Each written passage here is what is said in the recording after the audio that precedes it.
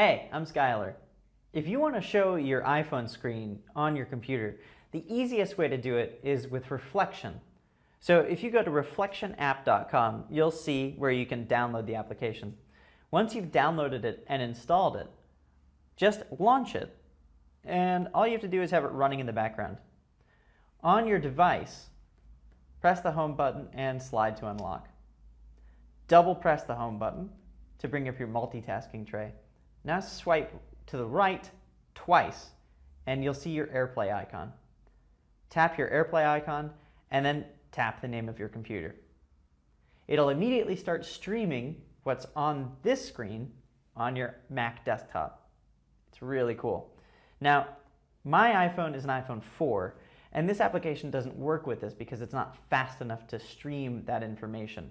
So I'll demonstrate how it looks if you do it on an iPad. The process is exactly the same.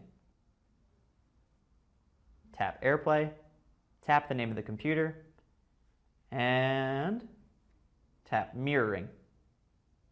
As soon as you tap mirroring, the screen appears on your Mac, and you are now showing the same image in both places.